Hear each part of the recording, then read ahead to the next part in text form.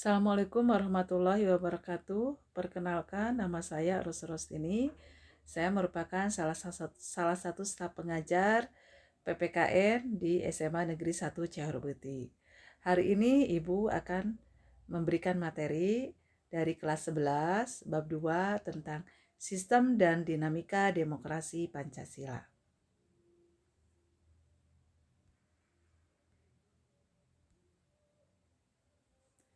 Perhatikan gambar berikut. Kita akan mencoba untuk menganalisis gambar, dikaitkan atau dihubungkan dengan materi kita tentang hakikat demokrasi.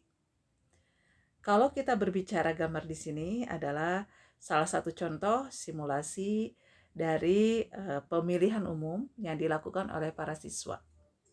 Dimana kalau kita berbicara pemilu, ini merupakan implementasi dari sila keempat Pancasila, yaitu kerakyatan yang dipimpin oleh hikmah kebijaksanaan dalam permusyawaratan perwakilan. Nah, kalau kita kaitkan juga dengan konstitusi, ini merupakan implementasi dari pasal 22E ayat 6 tentang pemilihan umum. Gambar kedua. Nah, gambar kedua di sini perhatikan adalah gambar warga yang sedang melakukan kerja bakti di dalam memperbaiki jalan. Nah, ini kalau kita berbicara mengenai kerja bakti yang dilakukan oleh warga, ini adalah jelas, ini adalah merupakan implementasi dari sila kelima, yaitu keadilan sosial bagi seluruh rakyat Indonesia. Dan juga kalau kita lihat dalam konstitusi, ini adalah implementasi dari pasal 33 tentang perekonomian disusun berdasarkan usaha bersama berdasarkan ajas kekeluargaan. Gambar ketiga. Gambar ketiga di sini adalah salah satu contoh bahwa di sini masyarakat atau warga yang sedang melakukan musyawarah untuk mufakat. Nah, kalau kita lihat di sini adalah sangat jelas sekali bahwa ini musyawarah mufakat ini adalah implementasi dari sila keempat kerakyatan yang dipimpin oleh hikmah kebijaksanaan. Nah, pada pertemuan hari ini, pertemuan pertama di bab 2 ini, kita akan membahas mengenai hakikat demokrasi.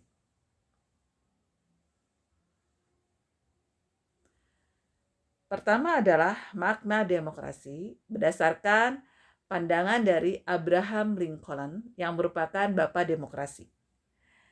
Demokrasi adalah suatu sistem pemerintahan dari rakyat, oleh rakyat, dan untuk rakyat.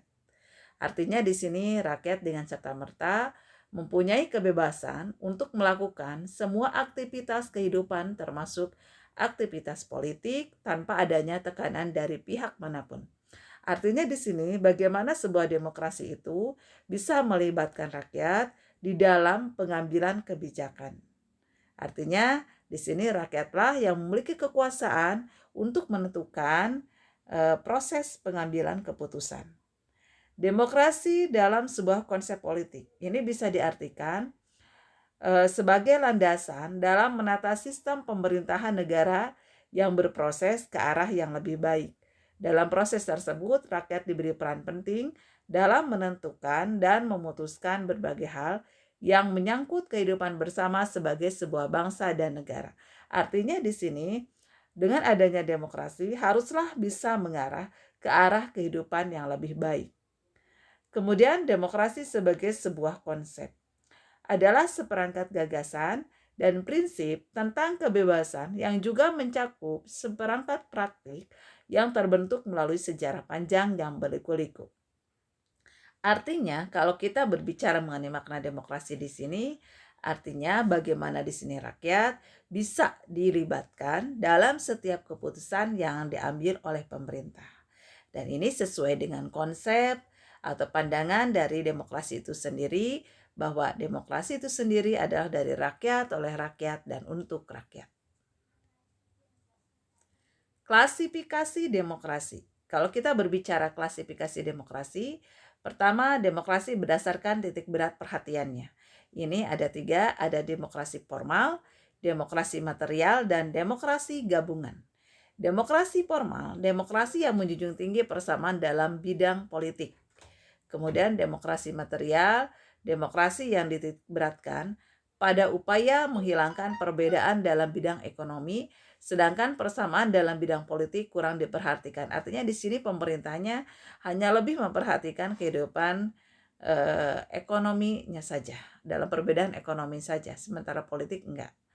Kemudian demokrasi gabungan. Demokrasi gabungan ini adalah demokrasi yang mengambil kebaikan dari dua demokrasi tersebut serta membuang keburukan dari dua demokrasi tersebut, demokrasi formal dan demokrasi material. Kemudian berdasarkan ideologi. Kalau berdasarkan ideologi, demokrasi itu dibagi, pertama ada demokrasi konstitusional. Artinya di sini demokrasi yang didasarkan pada kebebasan atau individualisme. Artinya di sini kalau kita berbicara demokrasi liberal adalah bagaimana sebuah demokrasi tersebut bisa menjunjung tinggi kebebasan individu yang sebebas-bebasnya. Kemudian kedua adalah demokrasi rakyat atau demokrasi proletar, yaitu demokrasi yang didasarkan pada paham marxisme atau komunisme. Artinya ini kebalikan dari demokrasi liberal. Ini lebih menjunjung tinggi kebebasan kepentingan umum atau kepentingan kelompok. Kemudian ketiga adalah berdasarkan proses penyaluran kehendak rakyat.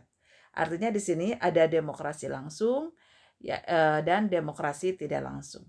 Demokrasi langsung, sekarang kita bicara demokrasi langsung, yaitu paham demokrasi yang mengikutsertakan setiap warga negara dalam permusyawaratan untuk menentukan kebijaksanaan umum negara atau undang-undang secara langsung. Artinya di sini bagaimana rakyat bisa memilih, kalau di dalam pemilu, kalau kita implementasikan di dalam pemilu adalah bagaimana rakyat bisa memilih secara langsung wakil-wakil rakyatnya yang dipercaya. Nah, ini salah satu dari penerapan demokrasi langsung di Indonesia itu adalah pemilu langsung gitu ya, di mana rakyat secara langsung memilih wakil-wakil rakyatnya. Kemudian demokrasi tidak langsung. Kalau demokrasi tidak langsung yaitu paham demokrasi yang dilaksanakan melalui sistem perwakilan. Dan kita juga pernah menggunakan demokrasi tidak langsung. Tetapi kalau untuk dari tahun mulai 2004 sampai sekarang kita menggunakan demokrasi langsung. Demokrasi di mana rakyat memilih secara langsung wakil-wakil rakyatnya yang dipercaya.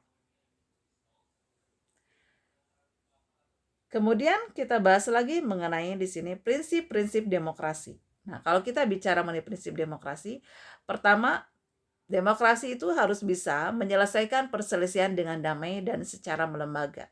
Artinya bagaimana di sini demokrasi mampu menyelesaikan setiap hal yang berbau anarkis, berbau misalnya perselisihan dilakukan secara damai, secara musyawarah, kemudian juga secara sesuai dengan prosedur yang berlakunya. Kemudian kedua, menjamin terselenggaranya perubahan secara damai dalam suatu masyarakat yang sedang berubah. Artinya, demokrasi yang dianut itu haruslah memberikan perubahan yang damai, bukan perubahan yang lebih baik, bukan malah memberikan perubahan yang jauh merosot. Kemudian ketiga adalah menyelenggarakan pergantian pemimpin secara teratur. Ini jelas sekali. Seperti halnya kalau kita bicara pemilu di Indonesia ini, bahwa pemilu di Indonesia itu dilaksanakan setiap 5 tahun sekali dengan pembatasan 2 periodisasi. Artinya di sini bagaimana ketika misalnya pergantian pemimpin haruslah sesuai dengan aturannya. Kemudian membatasi pemakaian kekerasan sampai minimum. Artinya bagaimana di sini aparat-aparat penegak hukum ketika melaksanakan tugasnya, ketika menyelesaikan hal-hal yang berbau anarkis bisa menyelesaikan atau bisa membatasi yang namanya kekerasan.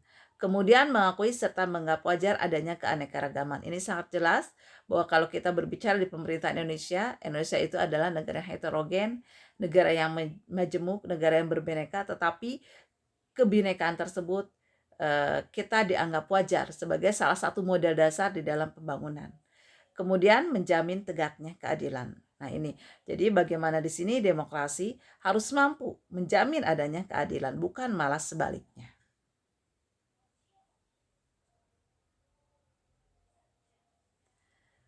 Nah, kita juga di sini kita bisa lihat Soko Guru Demokrasi menurut Al-Mudi dalam bukunya berjudul Ilmu Kewarganegaraan. Pertama di sini kedaulatan rakyat. Ini jelas sekali. Kedaulatan rakyat di sini bagaimana rakyat menjadi pemegang kendali di dalam pemerintahan. Ini sesuai dengan pasal 1 ayat 2 bahwa negara Indonesia adalah negara yang berdasarkan kedaulatan rakyat. Jadi rakyatlah yang memegang kekuasaan tertinggi dalam sebuah negara. Kemudian pemerintah berdasarkan persetujuan dari yang diperintah. Artinya yang diperintah di sini adalah rakyat. Jadi apapun keputusan yang paling tertinggi adalah keputusan rakyat. Kemudian kekuasaan mayoritas. Artinya bagaimana mayoritas di sini bisa melakukan kekuasaannya sesuai dengan konstitusi. Kemudian hak-hak minoritas jelas di sini walaupun berlakunya kekuasaan mayoritas tapi tetap harus mengakui namanya hak-hak minoritas. Kemudian jaminan HAM di mana di sini kalau kita berbicara di Indonesia, jaminan HAM ini kita bisa lihat dari mulai pasal 27 sampai dengan pasal 34 Undang-Undang Dasar 1945. Kemudian pemilihan yang bebas dan jujur, ini sesuai dengan pasal dari 22E ayat 6 bahwa pemilu didasarkan pada ajas bebas dan jujur. Bebas di sini bebas memilih siapapun tanpa tekanan. Jujur di sini gimana di sini pemilu tidak ada kecurangan. Persamaan di depan hukum. Artinya di sini bagaimana pemerintah, warga negara di depan hukum adalah sama. Sesuai dengan pasal 27. Ya, yang menyatakan bahwa warga negara di depan hukum dan pemerintahan adalah hal yang sama. Kemudian proses hukum yang wajar. Artinya bagaimana setiap proses hukum yang ada di Indonesia ini harus sesuai dengan prosedur yang ada. Itu materi yang Ibu berikan tentang hakikat atau makna dari demokrasi. Nah, untuk hari ini ada worksheet yang harus kalian kerjakan, yaitu tugas kelompok 2.1. Di sini tugasnya adalah silakan kalian analisis 3 gambar di atas, hubungkan dengan materi kita hari ini tentang hakikat demokrasi, disertai ketentuan dalam Pancasila, Konstitusi Undang-Undang Dasar 45, atau undang-undang organik lainnya yang berhubungan dengan gambar-gambar di atas. Tadi Ibu sudah memberikan contoh, jadi sekarang kalian cari lagi pasal-pasal yang mengaturnya, undang-undang organik lainnya yang mengatur tentang atau yang berhubungan dengan gambar tersebut. Kemudian worksheet 2.21 tapi di sini tugas mandiri. Lakukanlah studi literatur dengan membaca berbagai buku maupun artikel dari koran atau internet yang berkaitan dengan perbedaan negara demokrasi dengan negara otoriter. Nah, itu adalah worksheet yang harus kalian kerjakan. Untuk pertemuan hari ini dicukupkan sampai di sini.